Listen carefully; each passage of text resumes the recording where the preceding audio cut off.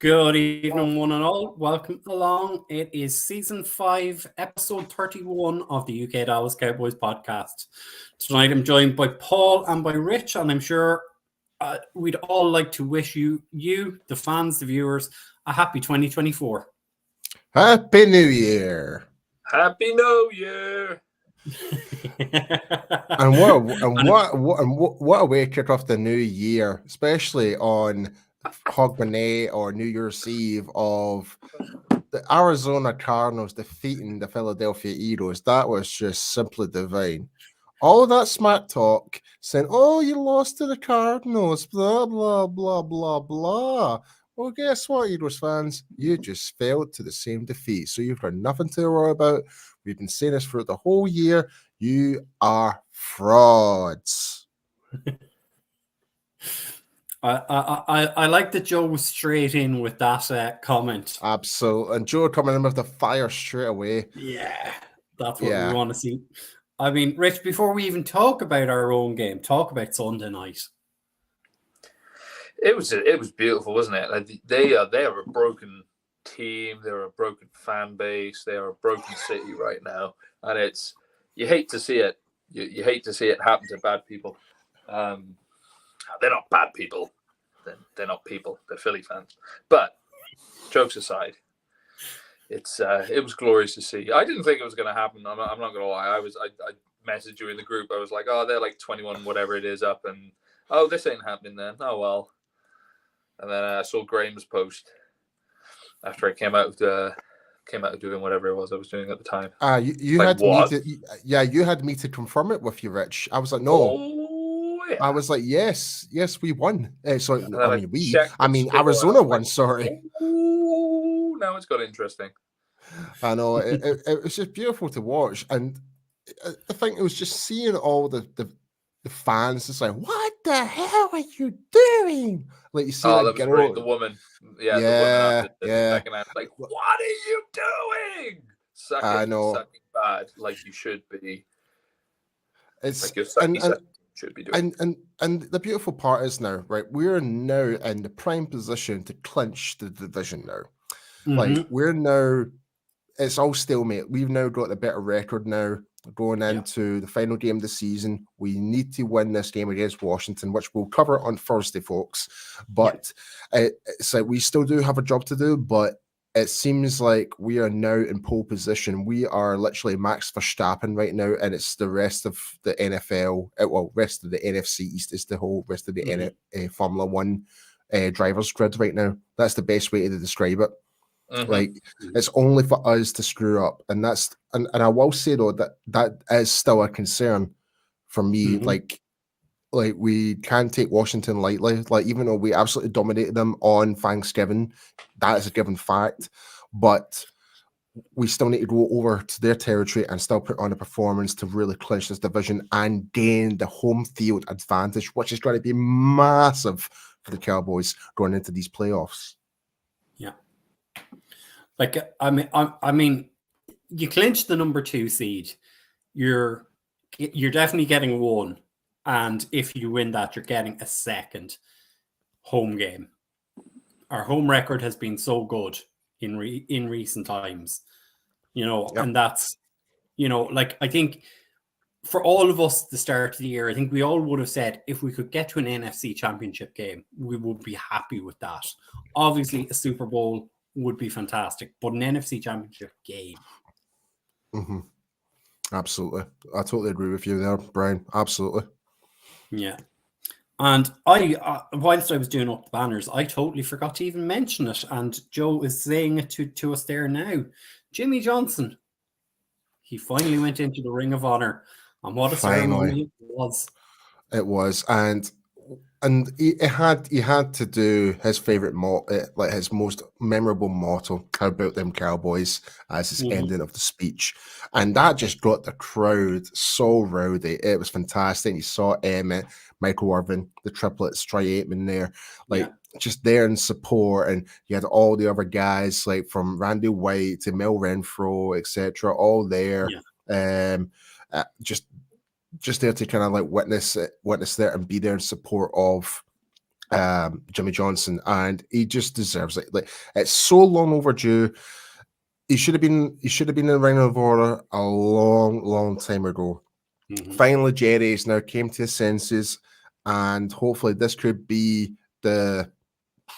I'm not very superstitional at all, but if we end up winning the Super Bowl because of that, then it might change my impression on superstitions. I'll be perfectly honest with you.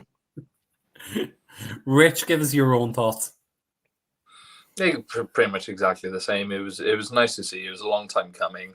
The way it was all done was brilliant. The really nice thing that I liked was the humility you actually got from Jerry Jones, who turned around and said that basically all the crap that's happened through the years since of them not talking as much was basically just down to him and his pride really standing in the way, which I thought was quite nice for him to say, really, because everyone pretty much knew that.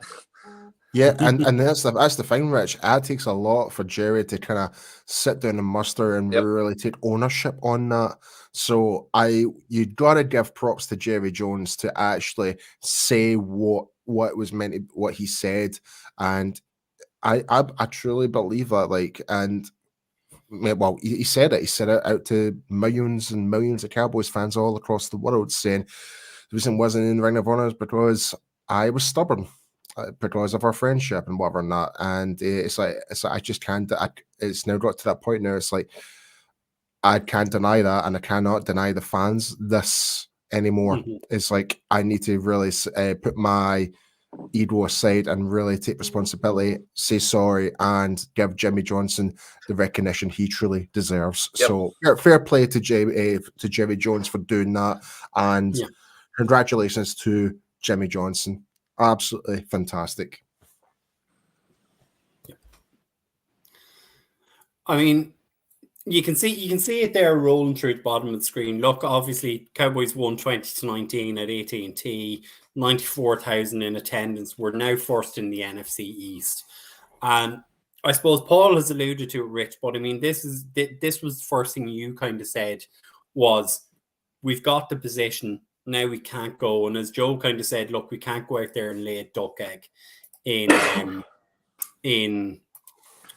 Tim said we can't go and lay an egg in Washington on Saturday night. Yep.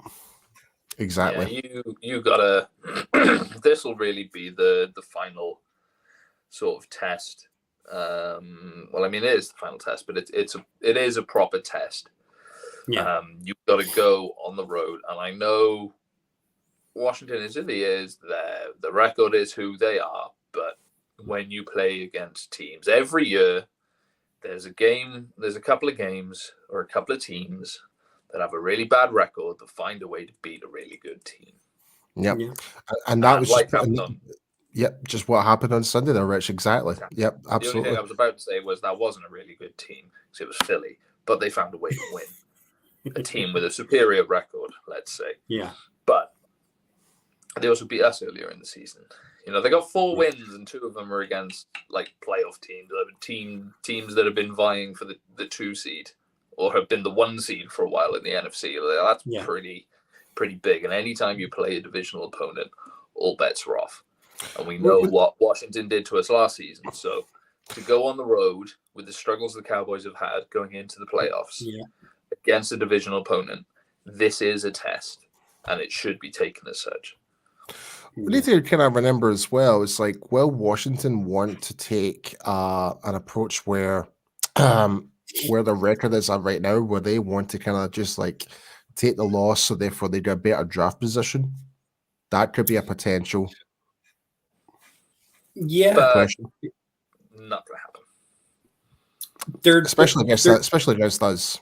Yeah. Like, our oldest rivalry really is ourselves and Washington. Like, that was the biggest, most hated rivalry. Obviously, the other rivalry has taken over in recent times. But, like, going back to the 60s, 70s, and 80s, it was Washington.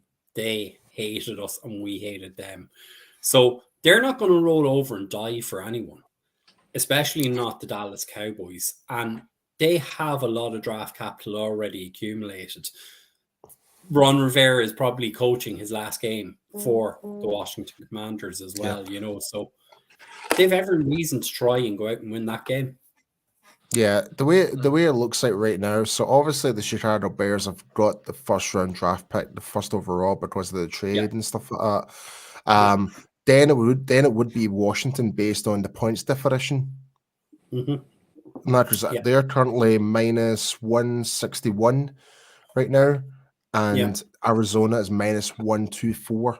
So there's a good 50 points difference unless Arizona was the loss by 70 plus points, or sorry, 50 plus points more than we beat Washington, then they would become the other way about. From being 2, they'll be number 3, etc. So I don't see that happening at all. So, but we still can't take Washington lightly. They can still cause a threat. They still have some good players. But anyway, we will discuss more of this on Thursday, folks, like for the pregame show. But yeah, going back to the Lions game and stuff like that. Obviously, Jimmy Johnson, fantastic. The biggest highlight is probably it's just been hitting all the news headlines and stuff like that. This whole 2-point conversion, all that talk, etc. It's what everyone's been talking about. You've had Rex Ryan talking about it, calling the referees they botched it, etc. I was like, in some way, I do agree, but at the same time, they also botched other calls in the game where if it went the correct direction, the game would have been finished. Like, i.e., Peyton Hendershot's flag, pretty much.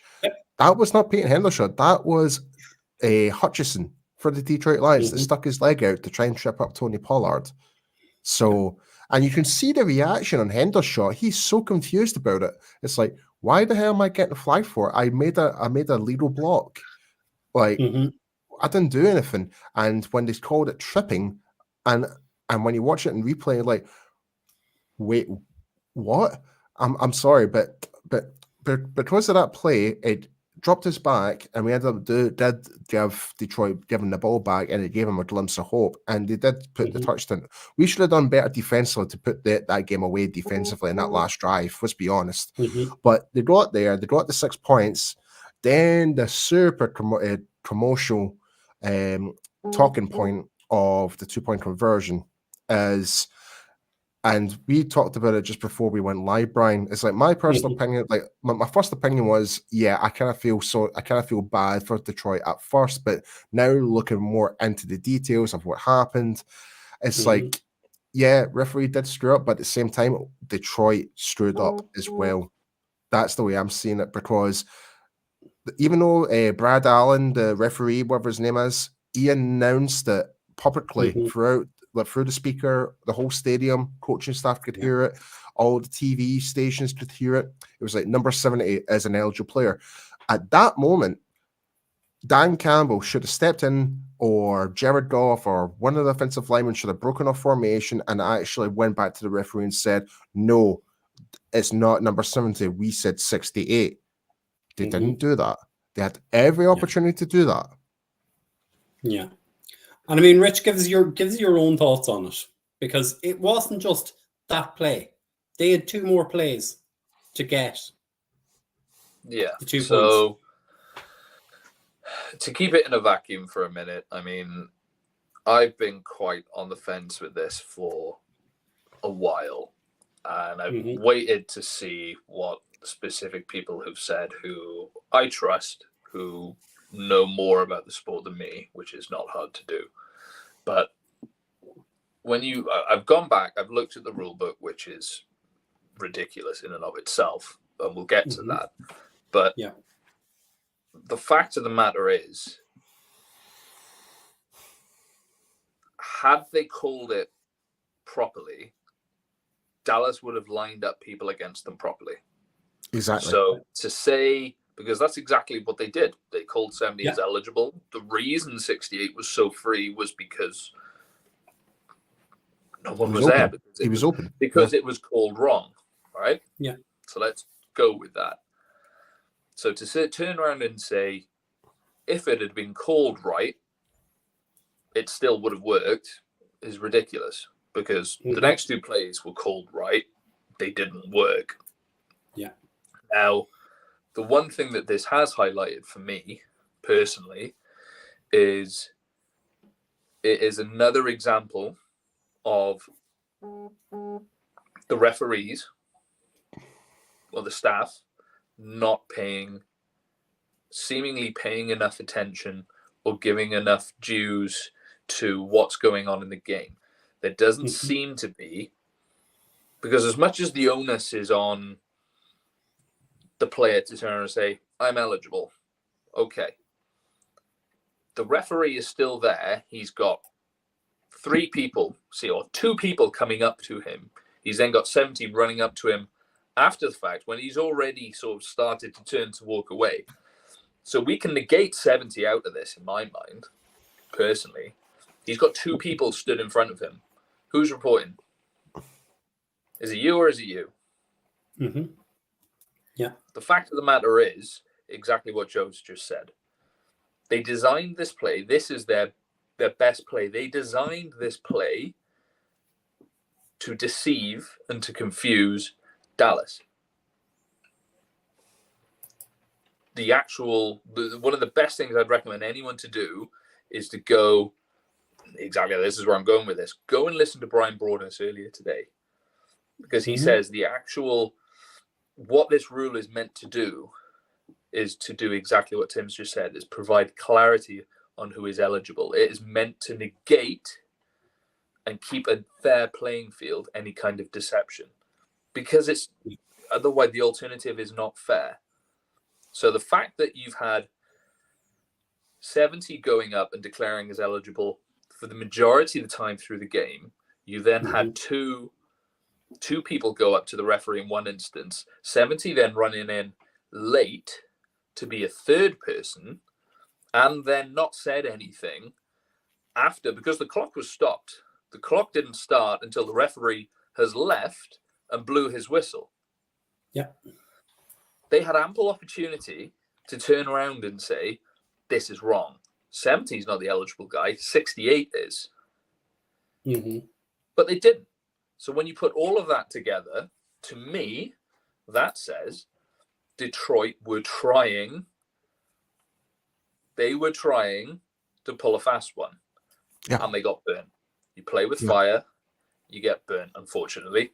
You can label it however you want.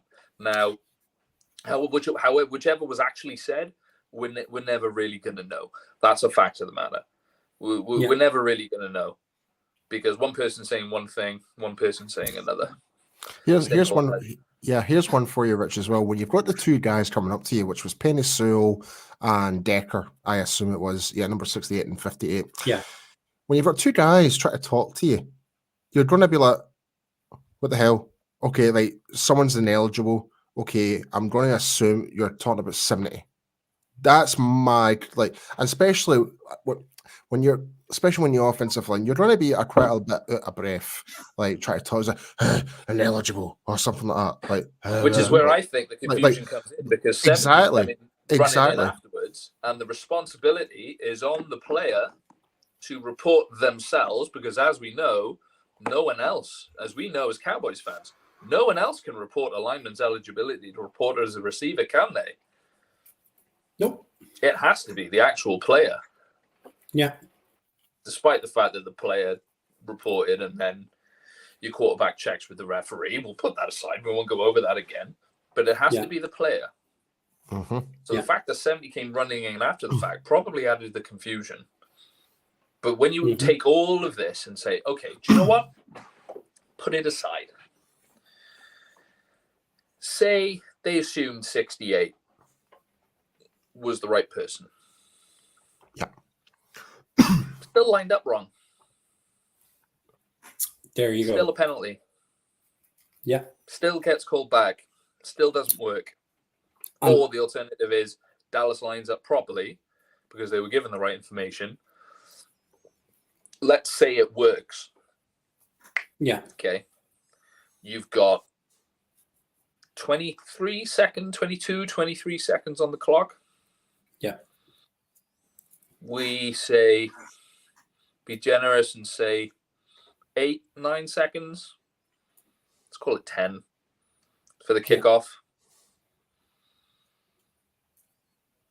You need 10, 15 yards realistically.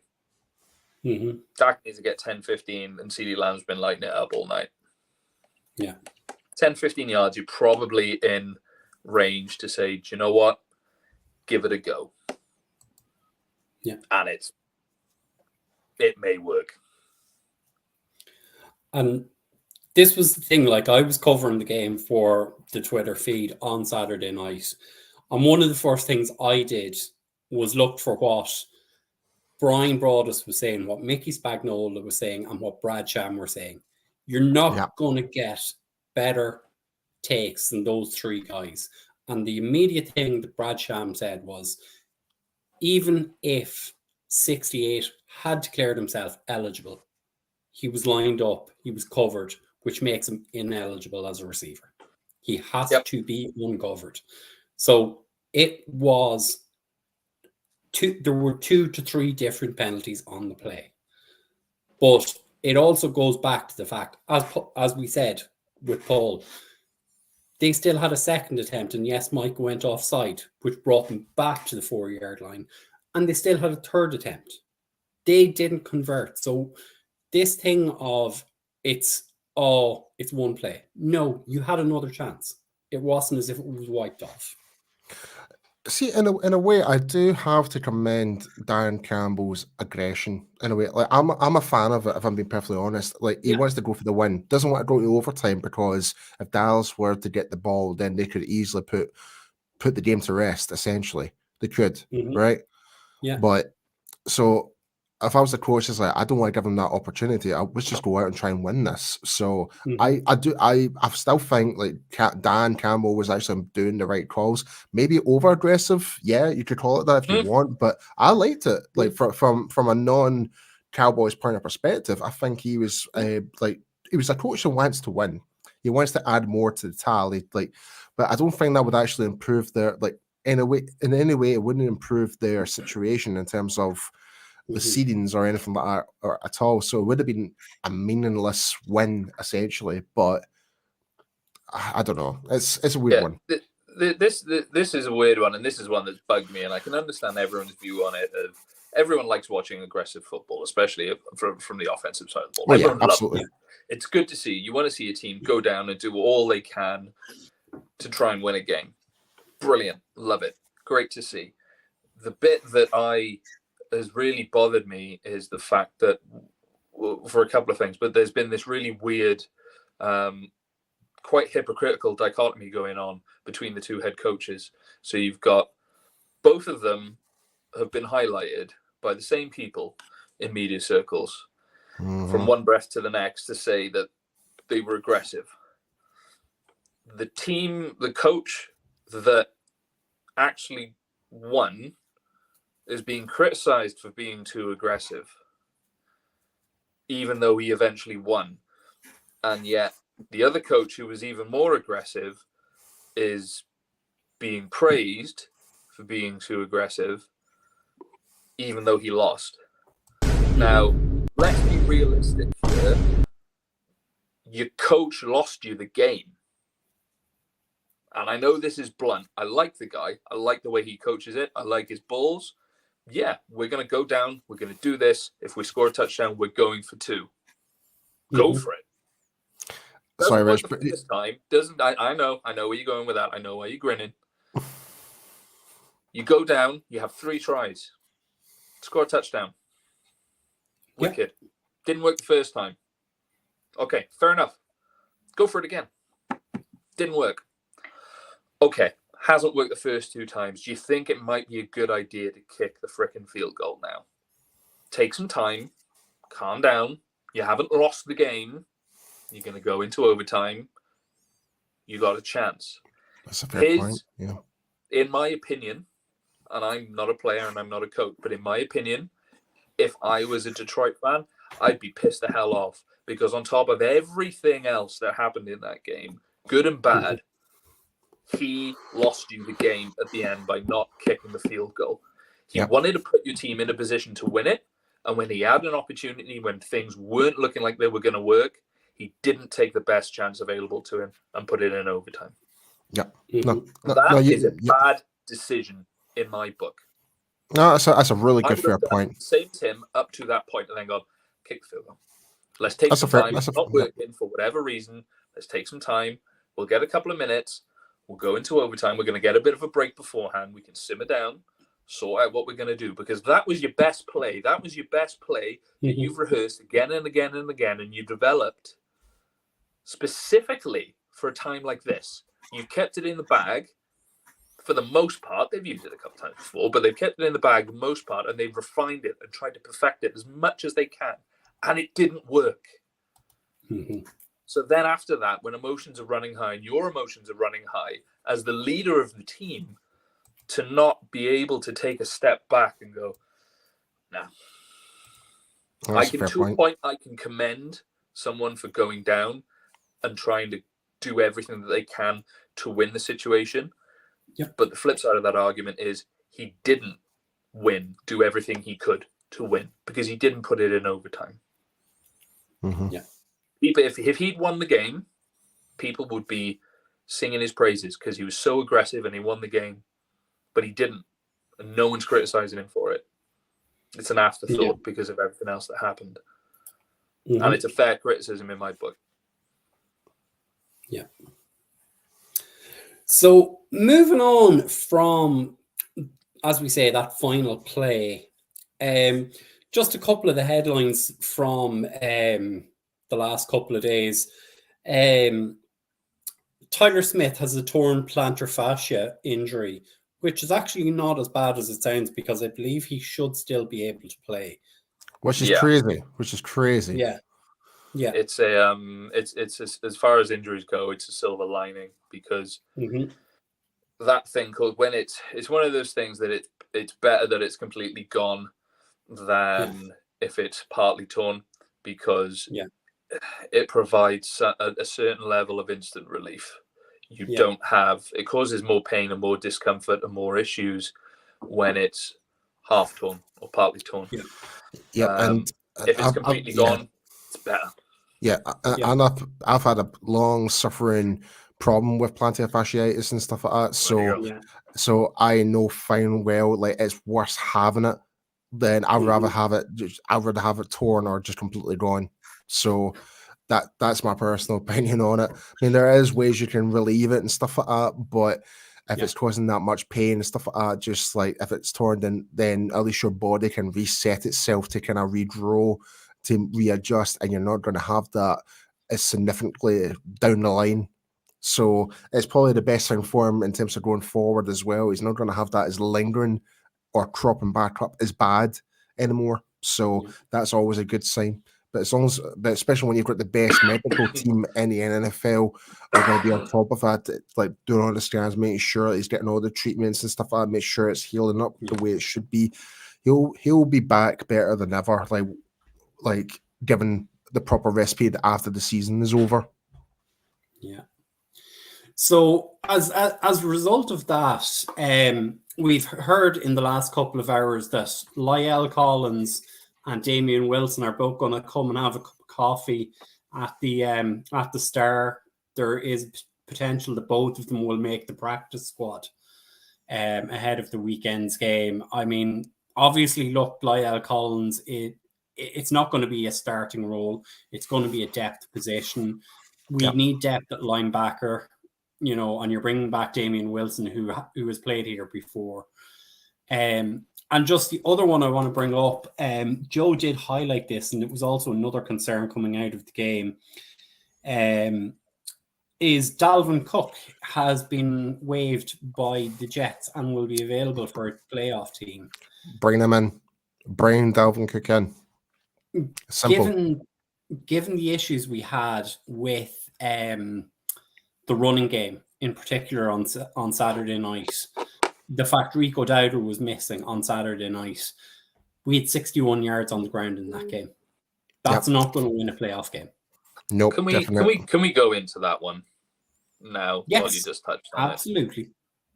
Because as much as I criticize Detroit, I'm going to half criticize Mike McCarthy here now, because obviously what he should have done was run the ball instead of giving the ball back with so much time. Yes. Why didn't he run the ball? So I think part of that, and I think Dak has come out himself and said the second down one was on me, because he looked and looked and looked and didn't hand off to Pollard. And then obviously that's killed the clock. You've clocked it for them, and then you're on third down. So it's partly Dak, but I do agree with you. It is still on McCarthy, because it is not the first time this season we've mentioned clock management issues. Yeah. Nope. Similar things have happened in other games. Yeah. So why are we not running the ball? Yeah. In your opinion? I don't trust think it. McCarthy trusts.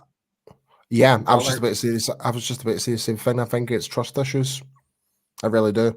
I don't see Tony Pollard being the bell cow next year. I don't think he's going to get a new contract or anything like that. So this is why I think let's try and look at like the different options. Let's get Dalvin Cook in there, even though he is game ready essentially. He might feature in the playoff game if we do sign him. No, but at least he'll bring a different element. He'll bring a bit more physicality, might ease the pressure off a little bit, and might actually reignite this run game a little bit. And he's more capable of doing it. But obviously, it just depends on the contract or whatever we do sign him for. But in terms of like Tony Pollard and stuff like that, it's trying to make Tony Pollard to run as an inside running back. It's just not going to work. It's just physically not possible. Right, he did have some success because obviously with Tyler Smith, he actually did make up a really great gap, and that was the 18-yard gain that he got. That was the really good one, and that was the only one. But any other time throughout the whole season, we have struggled with the inside run. Tony Pollard is nothing more but more of an outside run or screen pass option, in my opinion. Like, and I know it sounds brutal to say that, and I love Tony Pollard, I really do. But you're asking a player to be something that he's not. That's the issue, and that's where I find that's where the trust issues now become more apparent now. Yeah, at the end of the day, you've hit the nail on the head in terms of where I was going. They don't have trust, obviously, and haven't for a while. They don't have trust in this running game. They do not trust that they can put a game on the run and have success with it. Because ultimately, that's where he was going with it. Was, as I said before, Mike McCarthy's aggression. We're going to go out. We're going to win this. We need one first down. We got it. Sam, or you can run the ball, still achieve that, and take the time off the clock in a worst case scenario if you don't do it. Yeah. To not have that level of have little faith in your run game. To go with the opposite, to go against at least they have 40 seconds less. Just to add something on top of that as well, in that game against Detroit, Tony Pollard was targeted 3 times and only recorded 1 catch for 0 yards in terms of the passing. Yep. So it's not good enough. Yeah. But that then falls down to, for me, the line play. Yeah. Yeah, the line play and the play calling, in fairness, because as much as you can say, well, Tony Pollard, terrible, hasn't been what he was last year, blah, blah, blah, blah, blah. There are other things they could have done. We've come full circle here because I hated, I can't believe I'm going to say this, hated in recent years when we've had half-decent lines and a decent running game, and we've been able to just run the ball down the middle. And we've been in a situation, we've gone and done a jet sweep, and it's not worked. But this year, jet sweeps have worked. Yeah. They've really worked. Mm-hmm. So why are we not doing it? Why are we not having designed run plays for Dak? Yeah. It's a good question, Rich. Now, that side of it, for me, is the gamble a bit, because you don't want to be putting your running back, your quarterback necessarily in that kind of situation. Is the game worth the risk? No. And in other ways, Rich, for me personally, And in other words, there could be an answer to that again, and it's something that we've both mentioned early on in the season. Is not showing not showing your full deck of cards yet. That could be one of the reasons. There could be design plays for, like, we might see something different against Washington. We might see something against whoever we play in the divisional round game for the playoffs, or vice versa. Like, depends how far we go. There's going to be something that we've never seen before, guaranteed. Yeah. And I think kind of if you look at potentially bringing in Dalvin Cook, I mean, he gives you that additional threat. As you guys say, he's more that bell cow, that power back that we have been missing all season. Like, I think if I flip back to 2018, I think it was, the Rams brought in CJ Henderson a couple of games before the end of the season, and he ran for nearly 200 yards against us in the playoffs. You know, like, maybe they're looking for something like that, that kind of an impact. Yeah, I don't consider him a power running back. He's a bit further along the line, or a little bit further up the I can't think of the word. Further along, like speed, power. Yeah. He's a bit further up, but I wouldn't consider him a power or between the tackle kind of guy. He can finish runs with a bit more power. Yeah, he can fall forward a bit more. He can sidestep quite well. He used to be able to sidestep quite well, but I don't know. I'm all for bringing him in to see, but. Do I think it's a missing piece? No. Yeah. If I'm honest. I'm just going to pull up Lebarski's comment here, because this was the other issue for me in the run game. And he's saying here, our line has no push. They either stand up and stay or get pushed back. They are rarely moving the defense forward. Yep. And the number of times on Saturday night I saw Terrence Steele and Tyler Biadasz getting absolutely destroyed in the running game. Like, Aiden Hutchinson had a field day against both of them. He did. This is why I'm quietly... 3 sacks and 4 tackles for loss from Hutchinson. Yeah. This is why I'm quietly happy with Lyle coming back in the building. Because I don't think he's any worse than what you've got now, and he's sure shooting better on the aggression standpoint, which is where I think without a shadow of doubt, Collins is more aggressive. So 100%. My only concern with Collins is he is still a bit of a flag in terms of he gains more. I think he's probably on par in terms of gaining penalties as Terrence Steele is right now. But then you're looking to bring. So I know.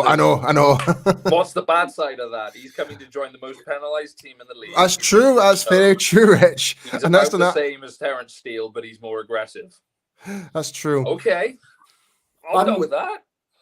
I'm going to throw this to you guys. It's just something that's kind of dawned on me. Like, do you think, is this possibly McCarthy going back to what he was considering before he cut Lyle Collins, in that they're going to keep Lyle, they'll bring back Lyle, play him at right tackle, and move Steele into left guard if Tyler is injured? No.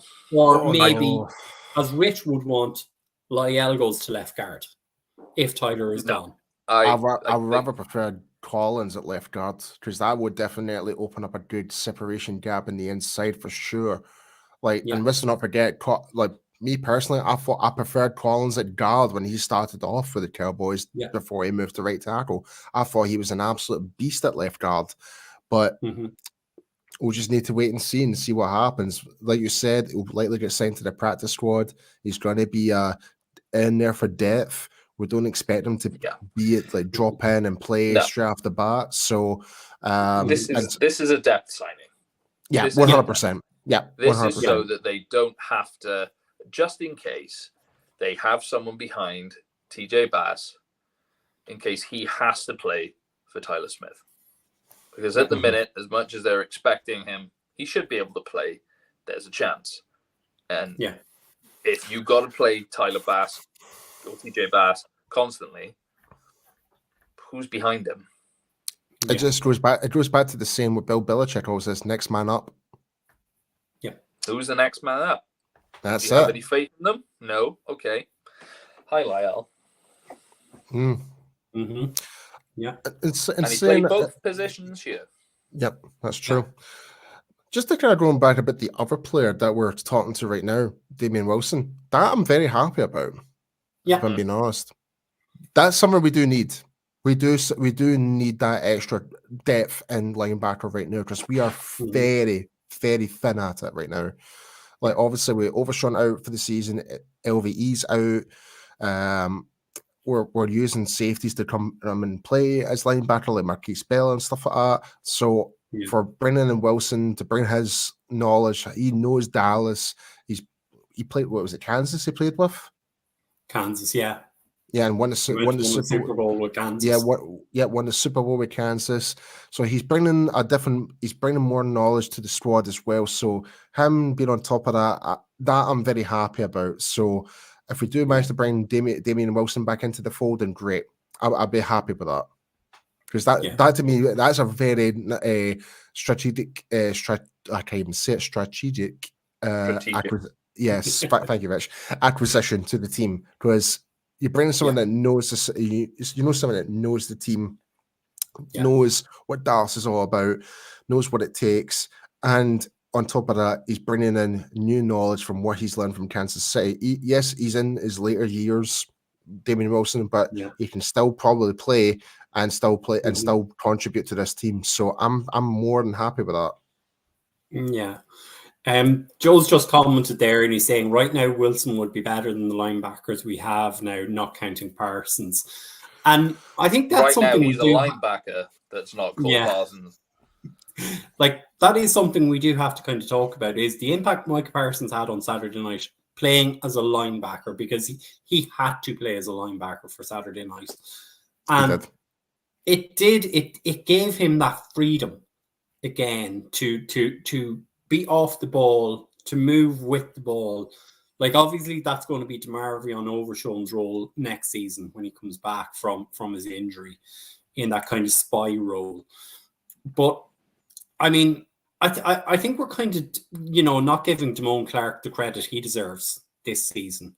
Oh, absolutely. Damone Clark's been one of our best players in terms of tackles. I think he's leading the team in tackles right now. He's had a great season, but it would be good if we had some extra bodies that could actually help contribute as much. Because don't get me wrong, Marquise Bell's doing a great job filling in the gap, but it's just who's going to be in place in terms of rotate, because you can't have these guys in there for every single play. They're going to burn themselves out, and that seems to be what seems to be an issue right now, especially from linebacker to the secondary. It's like we've got this gap where it seems it could be tiredness, it could be lack of concentration. That could be the case we're overusing these players and we don't have the depth to rotate these players in and out. That could be the problem. Yeah, I mean, at the end of the day, you've been. I like the way they tackled the run game from a defensive standpoint. Much better than last week. 100%. Much better. Bigger guys up front and moving Parsons back, I think, was the better way to do it. When you're in a proper full on, you just want to put max pressure and you want to get Micah Parsons home. By all means, line him up on end. But if you're facing the run or a run heavy team, you've got to do it this way. And part of where the Cowboys came undone at the end with allowing Detroit to go down and score the touchdown in the first place was by defending the sidelines. But because they don't have this size and the tackling ability midfield, they're allowing a lot of chunk plays. Because if you defend the sidelines to keep the clock running when they don't have timeouts, you're forcing everything back inside. So you have to be able to keep up and run and tackle with what's happening. But if you don't have the personnel to necessarily do that, you're going to have a bad time. That's where you need people like this coming in to do this. And this is where Overshown is missed. I'm going to pull up. Tim did send this question in a good 20 minutes ago, and I wasn't ignoring it, Tim. I just wanted to wait till we kind of He got was, to that, the flow of it. He says on the defensive side, it does now seem that NFL seem to blatantly hold on Micah without calls, and now it's become an actual game plan. And I suppose for me, you've got to question it. you've got to Realistically, question it. got to Absolutely. question Oh yeah, like let's be honest. But having him playing back at linebacker, you're allowing him that extra couple of yards to bust through the line. And guys are not going to be able to get the hands on him that quick if he's coming from linebacker. Yeah. And this is where I think, and this is where I think like having that Von Miller type of style role where you can play as linebacker and defensive end works more best for Micah Parsons than rather than being a pure defensive end. So, like, but just going back to about the referees and stuff like that, it's not just happening to us. Let's be honest, it's happened to nearly every team in the NFL. The referee standard this year has been abysmal. Like, there's the horse collar on Josh Allen against the Eagles, which was absolutely shocking. There's the ones that's been happening to us. There's been some really bad calls against the Ravens as well. Like, even though they're on fire right now, but there's been some really, really, really bad like decision making by the referees, which should have been on the opposite side of the ball. So, let's just not take it for granted. It's just happening to us. It's happening to everyone. So we just need to kind of make sure that we're being clear about it. But in terms of us though, like even though we are the one of the most penalized teams in the NFL, some of them I do agree with, some of them I don't. Yeah. But the ones that is like it's the ones that's not been called for, it should be going for us is the problem. Like there's a lot of there is you have someone like Micah Parsons. Everyone knows how disruptive he is. Everyone knows how good he is. Everyone's seen the ridiculous nature with how quick he is. Are we seriously going to say, or is the NFL officiating crews seriously saying that there's not going to be one every now and again that is seen? Because I can accept human nature. They're not always seen. Yeah. I've done officiating for a different sport. I can accept that. It's human nature. But at the end of the day, you are meant to pursue that perfection. I can accept that there is a buffer. The problem is that buffer just seems to be never ending because he just hasn't had one in a ridiculously long time. There hasn't even been a flag thrown and picked up. Like, it's just straight up not been called even when it's glaring. And like, I can't remember, it was you, Brian, or Graham, when they said, oh, funnily enough, the tripping call with Hendershot, that wasn't replayed on the Jumbotron or on TV. It was never replayed. Make of that what you will, when nearly everything gets replayed. But there we go. Yeah. It's let's not divulge it again into referees crap, but you know. I will say though, because after hearing some information, I was on with our good friend Nick's on his Twitter space and stuff like that, and someone was telling someone on that Twitter space was saying, now the NFL officiating are quite understaffed right now. They're very understaffed in terms of the lack of numbers, in terms of personnel under the officiating. So that's a problem in itself. How can we improve that? Like, and hear me out on this one, guys. You know how, and I know how controversial VAR is in football, our football is right now, but shouldn't there be like a TV booth official to actually say, no, go back and review that? You've missed something here. Shouldn't there be? I thought that was the whole point of New York. That's the whole point. They should. Well, if that's clearly New York's not doing their job right as well. Then so there is a big problem with this, and whether it's lack of experience, because these guys are not full-time referees, even though the salary is quite cushy. Like I think it's like $200,000 or something like that. I believe the salary is for being a part-time referee for the NFL. I mean, that's actually that's a lovely job to have, you know. But at the same time, the words you just used. Sorry, Paul, but the words you just used, part-time referee. I know that's not a full-time job. Yeah, Yeah, That's and it's not a professional role. No, it's the not. only- It's the part-time. only one in the How? big four leagues. The only one in the big four leagues in America that does not have full-time professional referees. Take it outside of the US. Rugby, Yeah. football, Yeah. push up freaking darts, for God's sake. Not sure about that, but Yeah. come on. Speaking about darts, you've got that 16-year-old kid playing right now. I was don't going even to know say what the he should score go is. through, but there you are. He's won. Did he win? He's through, yeah. True. Oh Yeah. my God! Congratulations. Yeah, little through. Yeah. Little, Well- but yeah, that's I can't believe it. I can't believe that this sport, with how much money is in it, basically, what's the reason? Give me a valid reason, because at the minute it just looks like you can't be bothered. I don't know, mate. I really honestly don't know. You would think for $200,000 a year, which is a great salary, a fantastic salary, like unless you're living in California, mind you, let's be honest.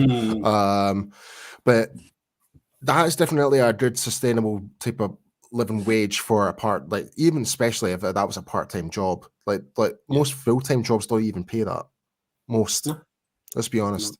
And on top of that, you've got other sports. Like I'm not too sure what the NBA is. I could be wrong here. They could be full-time, but there is other sports in like MLS and stuff like that. I think they're part-time as well. But how can an important role of a football game be given to something that is given as part-time is beyond me, because you've got these professional athletes earning millions, generating millions in terms of the sports franchises, creating a global investment to the overall NFL, but the most important people on that field is the referees, and they're part-time. I'm sorry, but that is just crazy to me. Yep. Yeah. And this is the flip thing. And as I said earlier on when we started off, I went back and looked at the rule for declaring this. I know I've said to you guys in the chat, I was amazed with what I read. Because when you actually read it, you read the rule, you go in it, go in the right section. Is it Article or Section 5, whatever it is? I think it's Section 5, Article 1.3.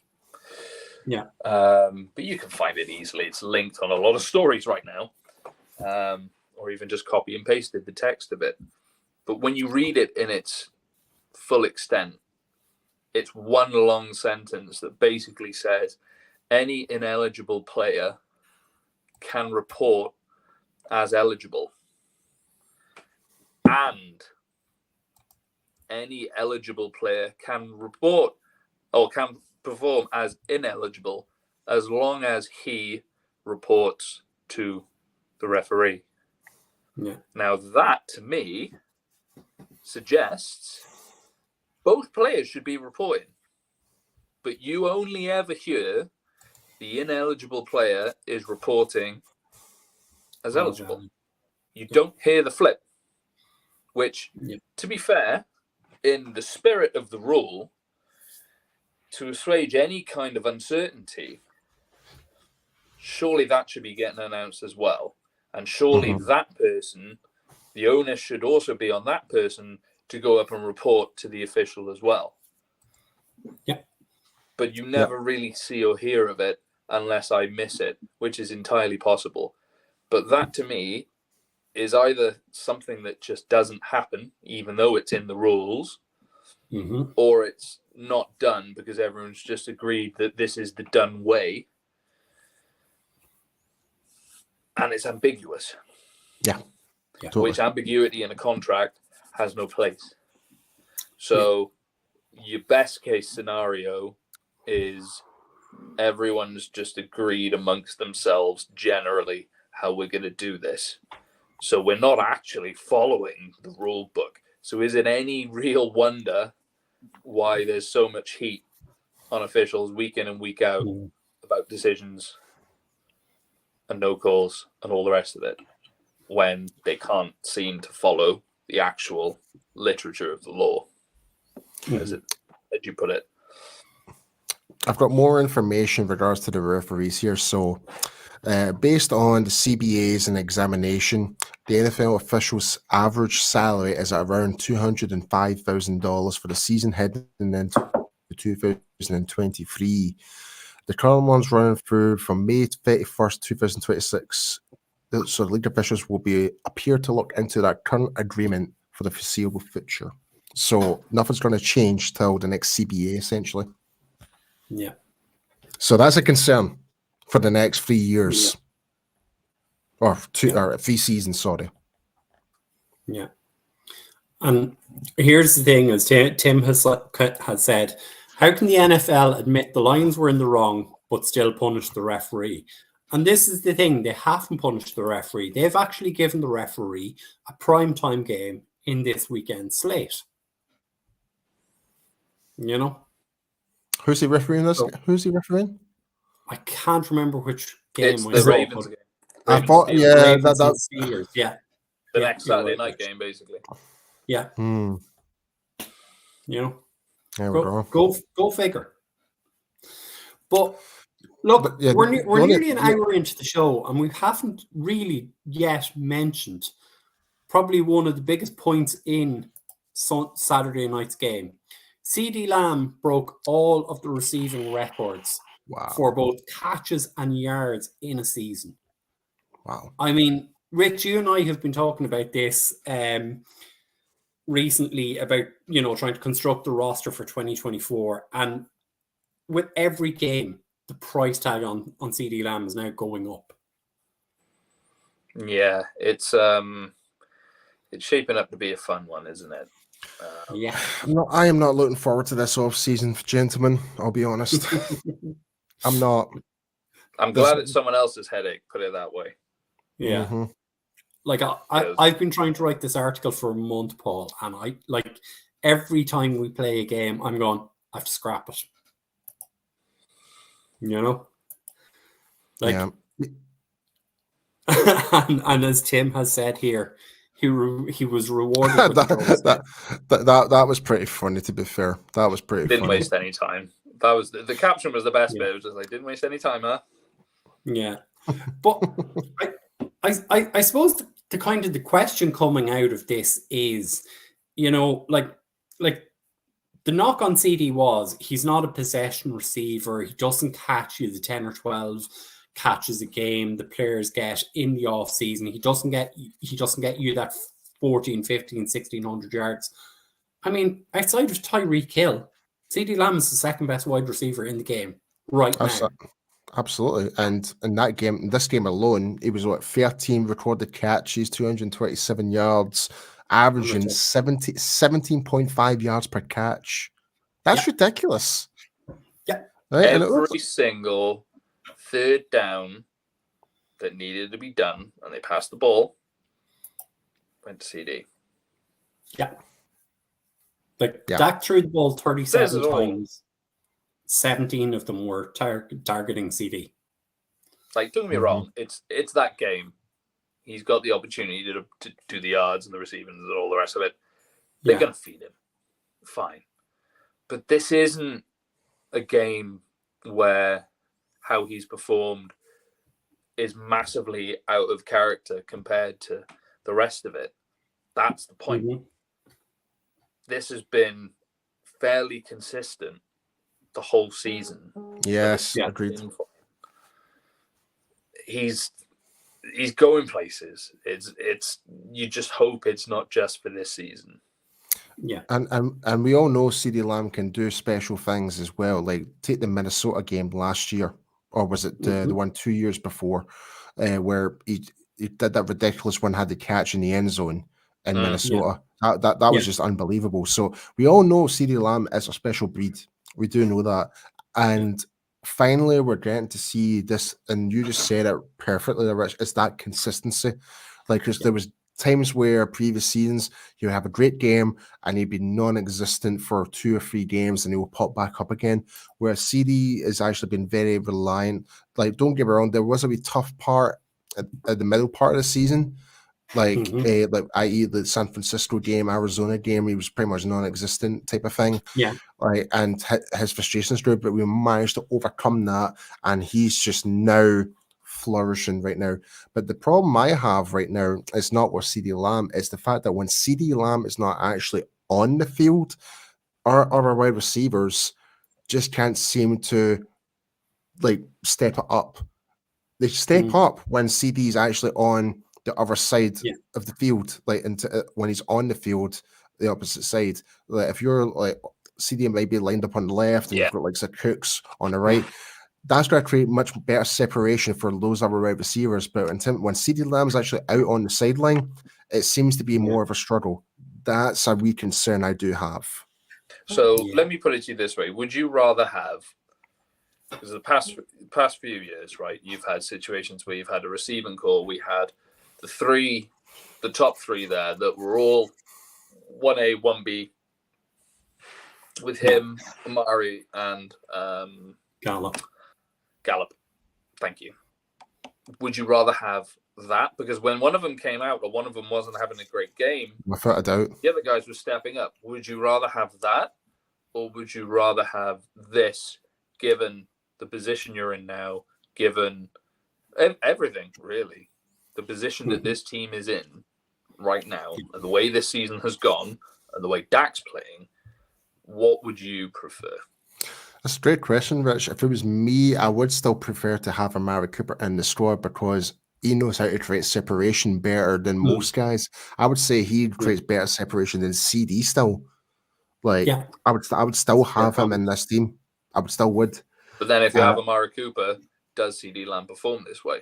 Because CeeDee Lamb wasn't really given the opportunity to be this number one wide receiver until he was gone. That's a fair point. Yeah. I don't know. I honestly don't know. I think it's 6.5 a dozen, Rich, to be honest.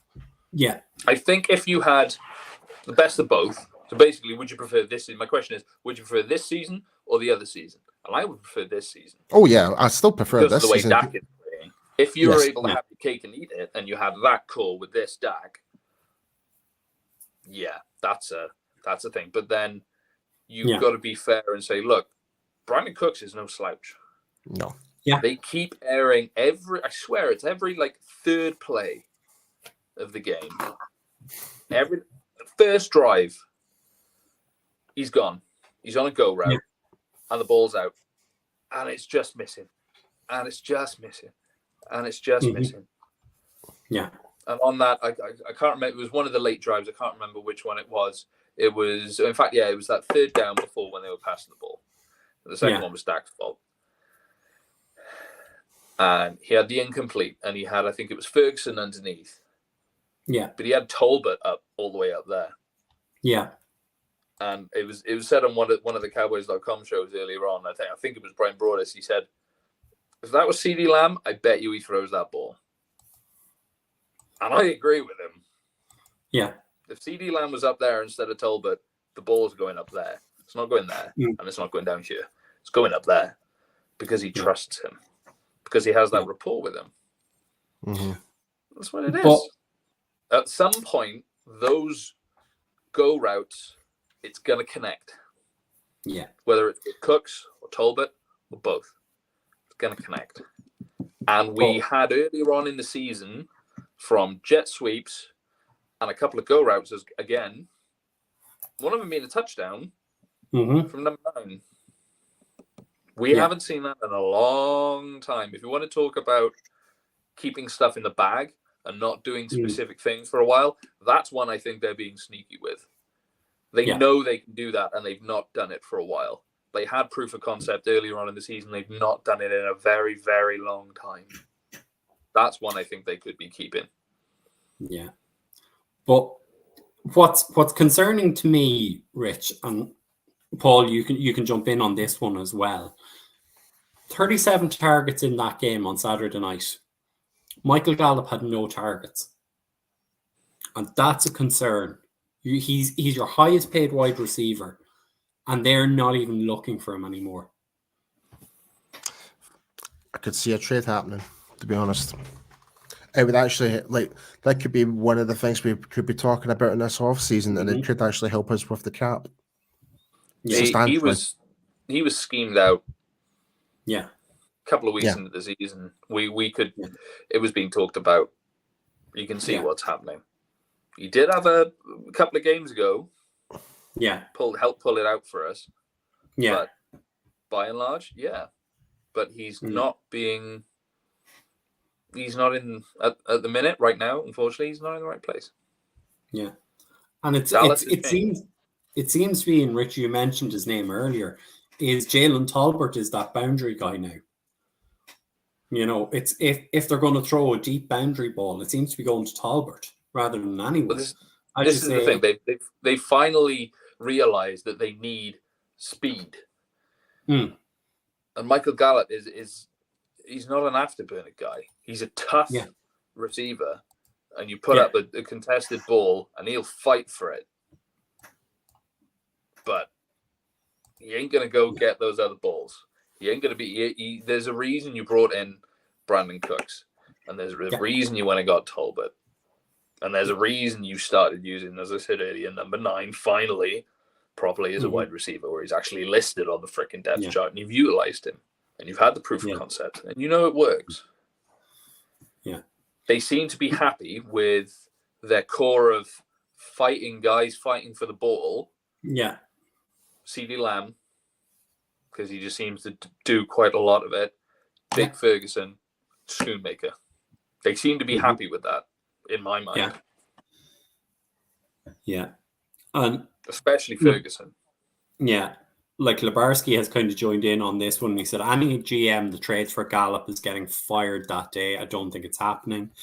And Elizabeth has said, maybe they're saving him for the playoffs, but he'll definitely be gotten rid of if he doesn't show the coach something during the playoffs. Nah. That's a fair point. I mean, the whole thing with like maybe trading Gallup away, it really depends what they're willing to trade for. Like if I was the other GM, obviously it'd be a couple of low-end draft picks.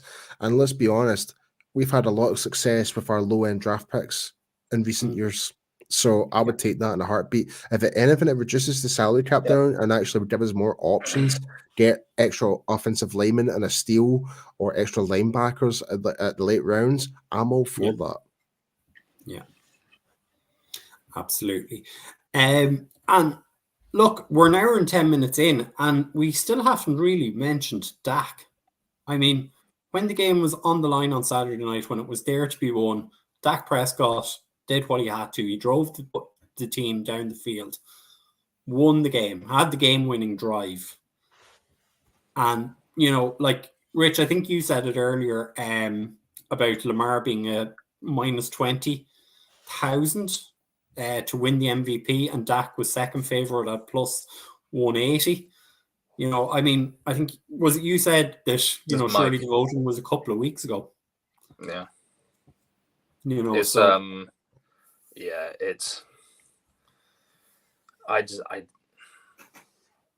a hard one. That's a hard one, but I still think it's, call me biased, I still think it's Dak.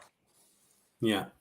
Personally, and I may well be biased, but yeah, I think it's him. When you take everything around in terms of the spirit of the MVP award, I think it's Dak. Yeah. Yeah. And it should be given to a quarterback and not a running back. Well, that's no dig. That's no dig to Lamar Jackson, by the way. Yeah. It's true. Look, I suppose it's about time we moved over and gave the defense a bit of love, because we were kind of critical of them last week and saying, you know, they haven't had a good stretch away from home, in the Bills game, in the Dolphins game. They really showed up, and the one player that showed out more than anyone on Saturday night, for me anyway, was DeMarcus Lawrence. He had and the run and the big game. Yep, especially in the run.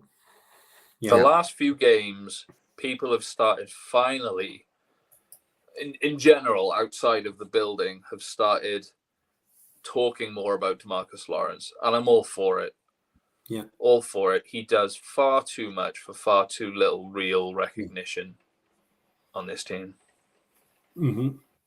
Yeah, I mean, if as the numbers are rolling through the screen there, you'll see 5 tackles, 2 tackles for a loss, pass defended, a quarterback hit. I mean, Goff could do nothing. And Gibbs was being contained by DeMarcus Lawrence. Donovan Wilson, 11 tackles with an interception. Jordan Lewis, again, I think he had 6 tackles, 2 passes defended, an interception. I mean, different guys are stepping up each week. And it's the more experienced guys now are starting to come to the fore, which is what you want coming into the playoffs. Absolutely. When you really do need them at the most. I totally agree with you, Brian. 100%. Jordan Lewis. Mm-hmm. I know. Yeah.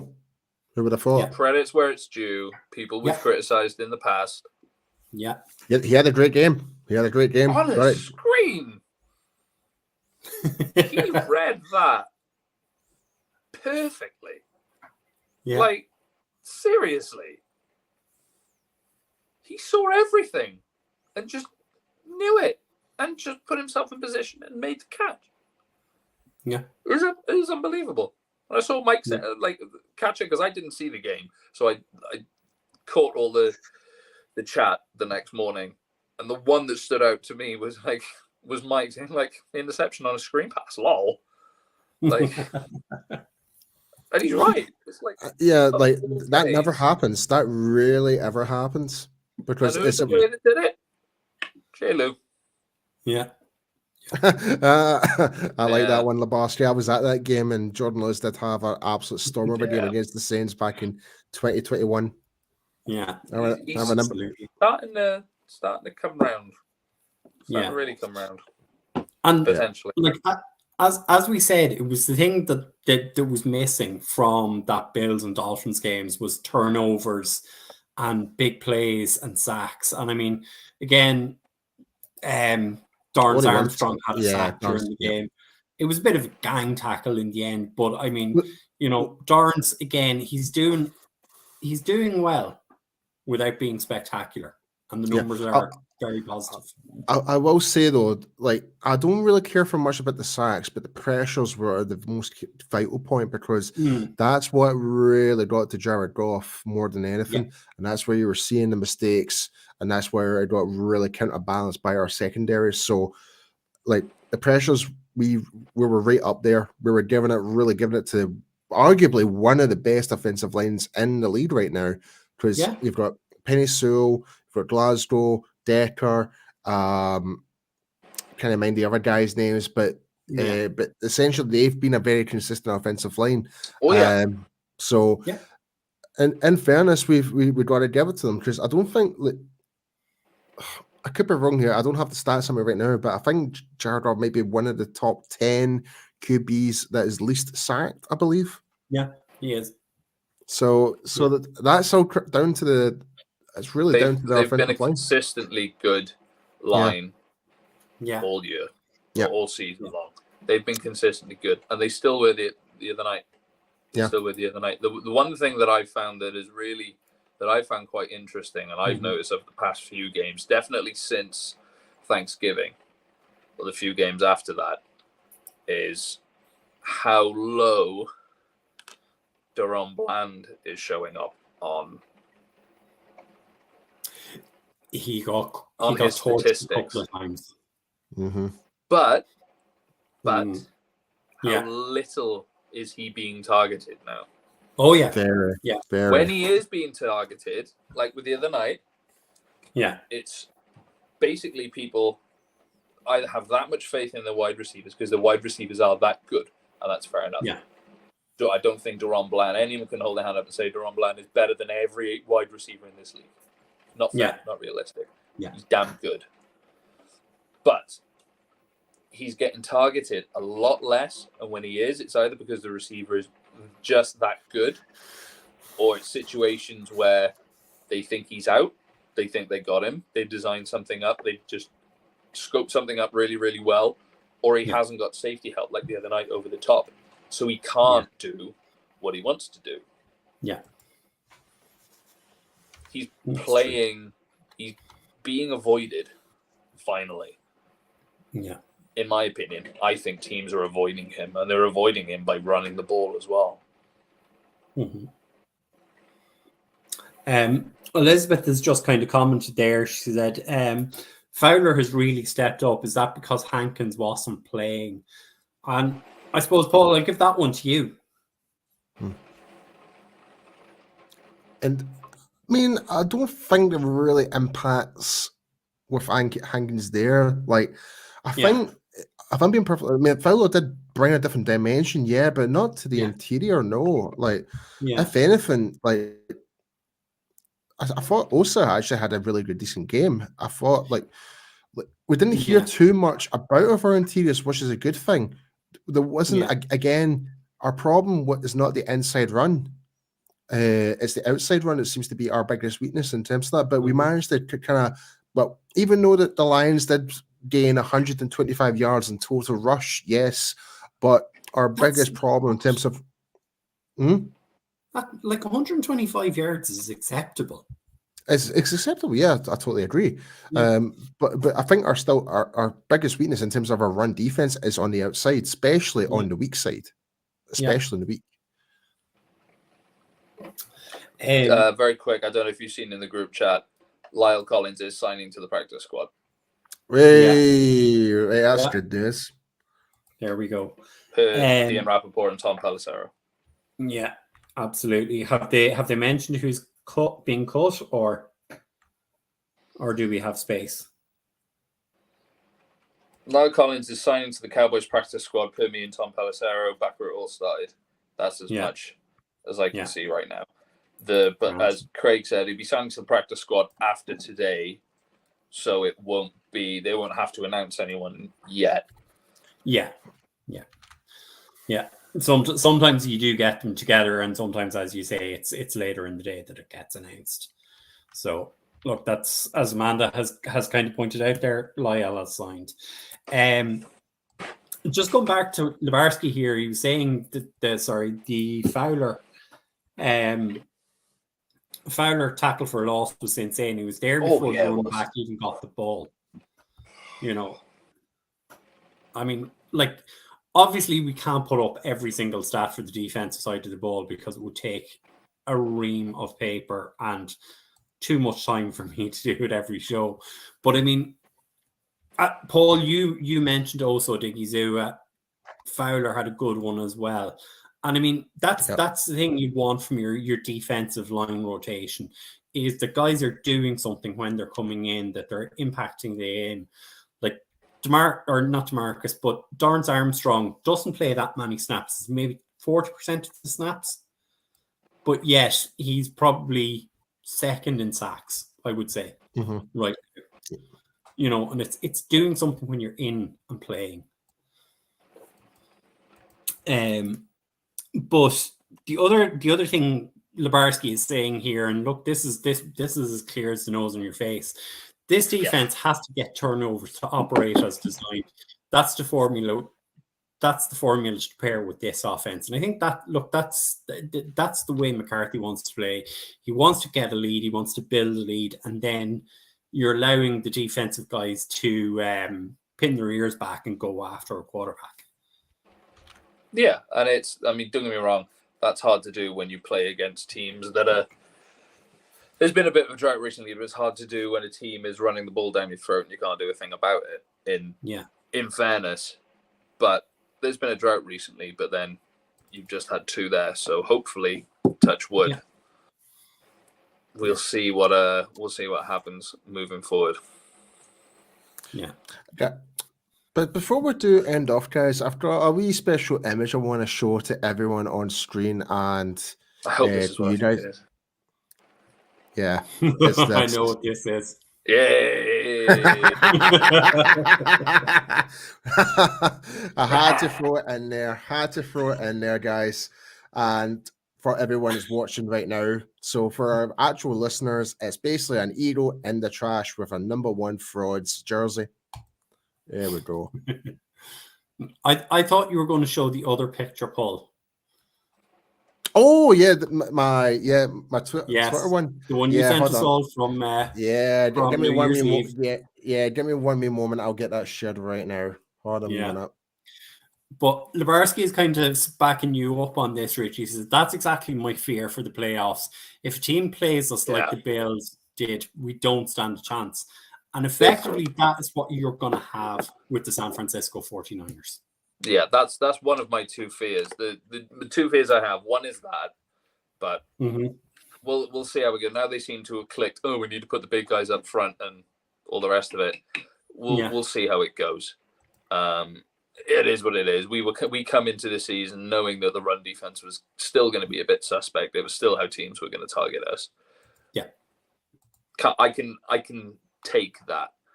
What I can't take, and what really winds me up, is even though I've seen it coming and I've been preaching about it for a long time, is the lack of running game. Is this Cowboys team's inability to close out, put a game on their back, and close out a close game. They are inconsistent at best, and that's because of the run game. And as we said earlier, because they seemingly don't have the faith in the run game to do that. So they rely on Dak, MVP Dak, to go and help put it out of reach as quickly as possible. Yeah. So they haven't got to rely on the run game. But you can't pull away and do that from every team in this league. Sooner or later, and as we've already seen, and going forward, you're probably going to have to do that. You're going to have to try and put the game on your offense's back on the running side of the ball to try and close it out, at least minimize the time that they get, especially when on the defensive side, as we said, you're hurting and you're trying to funnel everything in because you're defending the sidelines and you haven't got the people in the middle that necessarily can do that to make those stops. With that much time on the clock, they should have just kept doing what they were doing. Really. Yeah. That would have been the better way to do it. Yeah. But for sure. Right, Paul, guys, have we got that picture? I do indeed, guys. So as we know, it was a nice end to 2023, and what way to celebrate is by having some Eagles tears. Isn't that just a beautiful bottle of champagne? It's beautiful. It is. That'll absolutely be beautiful. That'll be even nicer when it's aged. Oh yeah, it was aged. It was bottled right after the Kansas City Super Bowl game. No, but in all seriousness, no. Like, I'll get myself another bottle of Eagles tears once they get knocked out, and also when we win the NFC East. So we still got work to do. We've still got to win this game against Washington. So it's not a full-on celebration. But last night, them trash talking about us losing to Arizona, and for them to laugh all the way. I'm sorry, but our team's not 1-4 in the past 5 games.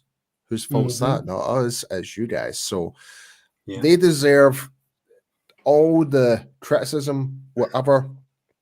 As of right now, they deserve it, because as of right now, like, they have no argument against us anymore, because they've lost to pretty much the exact same teams as us right now. The Cowboys got given a gift. They got given 2 gifts. Yeah, Bills game that weekend. Should have lost to Kansas City, and it should have lost to the Bills. Yeah, but they lost against Arizona. They can't afford to squander that.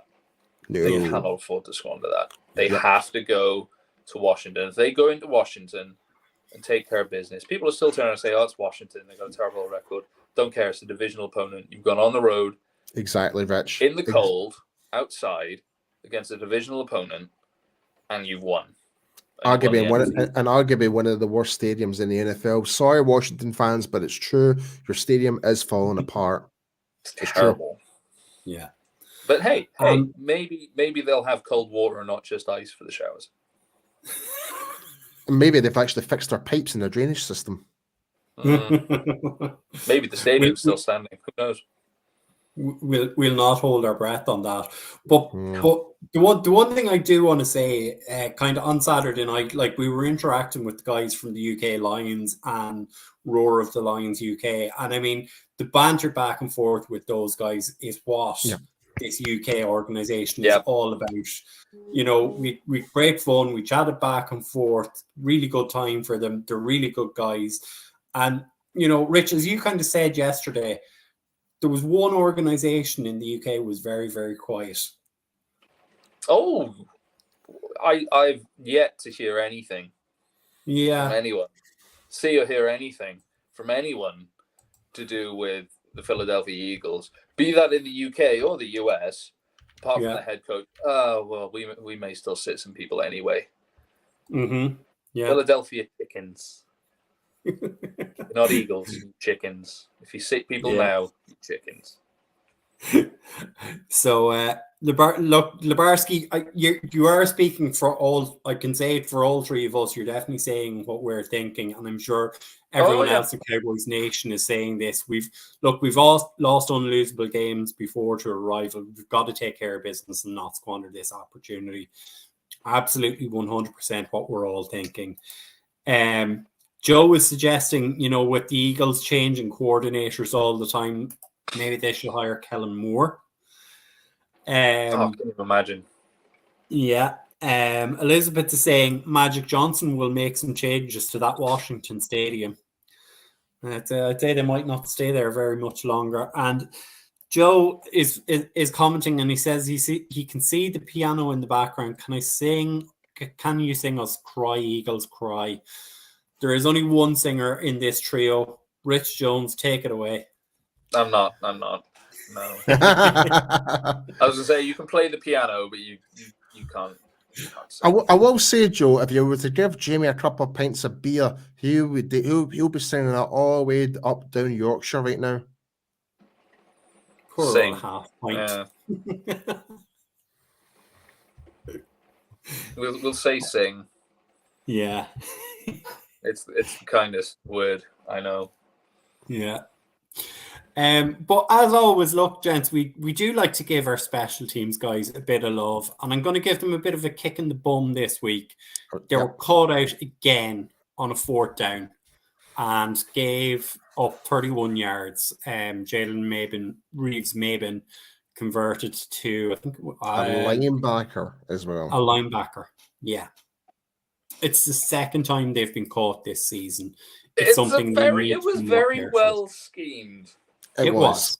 That's fair, Rich. It was very well schemed. In their defense. Yeah. The thing I'm getting about the most with everything that went on, and with special teams especially, is that we didn't get to see what I've been wanting to see all season, which is the Cowboys come out in pretty much exactly that situation. Teams just scored to go and win the game. You got not much left on the clock. All you need to do is go get 10, 15 yards, put the ball on the ground and let him kick it. And he wins it from a ridiculous yardage, like only he can do. And the rest of the league will just go, well, what's the effing point? Because we can put him in that position and they can still go and win it because the guy can kick it 70 yards. Yeah. Yeah. Speaking about our kicker, by the way, he's actually one game away from having the perfect season in field goals. Mm-hmm. One game. Yeah. If he hits one field goal in Washington and that's it, he's had it's not. I don't think that's been done since like the 90s or something like that. I believe. I don't think it's ever been done. I'd rather him not kick a field goal this game, just to be safe. To be honest, I'd rather they just punt or whatever the hell. If that's the case, then Rich, I don't think that would actually fully count. Then, if that's the case, but in saying that, no, we've had normally 16 games a season. Now it's 17, so you could still technically say that. But in terms of how the NFL works, I think he needs to have one field goal in every game to kind of solidify that. And if Brandon Aubrey does that, man, I am ordering my Brandon Aubrey jersey this offseason. Mm-hmm. But do you want to know what the funny thing is? And I only heard this on the commentary on Saturday night. Brandon Aubrey, because he played in the USFL, does not qualify as a rookie. Doesn't qualify as a rookie. Yeah. That's crazy. Ridiculous. I don't get that. Also, very quick before we go, can we talk about the absolute retardation that is fumbling the ball out the end zone. How does that make sense? How is that handing over possession, but a quarterback can throw the ball out the side of the end zone and it's perfectly fine? Make it make sense. Yeah. Football, Rich, football. It's not supposed to make sense. They discussed this at length on Good Morning Football yesterday morning, and it was either Peter Schrager or Kyle Brandt was saying, why is this allowed? You know, if a guy fumbles it over the sideline, it's given back to the team. If it's fumbled through the end zone, the team is penalised, you know. And it's ridiculous. It's absolutely ridiculous. Yeah. But like I said, you can throw the ball out and it's an incomplete pass. And you can say, well, the ball's still in play until his run. There's been times the ball's hit the ground and then gone out and it's not been a freaking touchback. Get out of here. Yeah. But to be fair, Graham is looking out for me tonight with this comment. On the other side, Jeff Heath won us the game against the Raiders that way. That's true. That's true. Yeah. So shout out to Graham for that one. But as Joe says, look, they need to change that rule. Just give them the ball at the one at least, you know. And I mean, like, I think you and I would both agree with this in rugby union. If a team is now attacking and goes over the try line and it's held up, possession is turned over. Make that rule make sense to me, you know. And it's the same thing with this touchback rule. You're penalising a team who's on offense and trying to score. I don't know what to say. I can't make it. It just doesn't feel right. Yeah. Then if it doesn't feel right, maybe it shouldn't be. Yeah, for sure. But look, gentlemen, we're over an hour and 30 minutes, so it's about time we got out of here. We'll do the usual thing of wrapping up the show. Paul, do you want to give a shout out to the guys over at Cowboys Experience? Absolutely. So, guys, if you're planning on going to a Dallas Cowboys game for the playoffs or next year, be sure to contact cowboysexperience.com for game tickets, stadium tours, meet and greets, and much, much more. For more information, be sure to go to www.cowboysexperience.com and be sure to use our promo code UK Cowboys because you guys will get free stuff. And what else will you get, Rich? Cry Eagles, cry Jizzy. No. You get chocolate pudding. What? No. Jizzy, no. Please. T-shirt? I'll settle for a T-shirt. We'll have a word with Barry and see if we can get a Cry Eagles, cry T-shirt. Barry. Our good friends at Cowboys Can Fan have that T-shirt available. Mm-hmm. Yeah. So, and as far as I'm aware, there's not a big import charge for that as well. So you can get them ordered on the cheap. Wink, nudge, nudge. Know what I mean? Yeah. Yeah. And I think it's time we got on to the freshly engaged Miss Kelsey Charles and our great friend Nick Murray, and remind them to get a fresh print run of their T-shirts out for the playoffs. Yeah, the Dallas forever, Philly for never. Yeah, for sure. But look, before we get out of here, Joe, just saying, great show, guys. Appreciate everything you do. Elizabeth's saying good night, and Labarski is saying it's a great show, fellas. Happy New Year. Happy New Year, everyone. I think on behalf of all of us, look, folks, without you interacting with us, this show is nothing. It's just three guys having a conversation. So, as Mike would say, you guys are the MVPs of this show. Yeah, you are what makes this show. So, we appreciate every interaction you have with us. That's my quarterback. We appreciate that you actually interact with each other in the comments on Facebook, through YouTube. And that's great to see, and keep that up. But look, Mike and the team will be back on Friday night at 9 p.m. I'll pass over to the gentleman to say good night. We're not doing it on Thursday, no? You'll be doing the pre-game show on Thursday night. You said Friday. You said Friday, though. Sorry, apologies, slip of the tongue. For God's sake, Brian. Perfect all night, then you go. That's what happens when you fumble the ball out the end zone. That's the equivalent of that. That's you, Brian. Well done. Absolutely, it is. It is. But look, as I say, it's a good night for me. Good night for me. And it's a good night from them.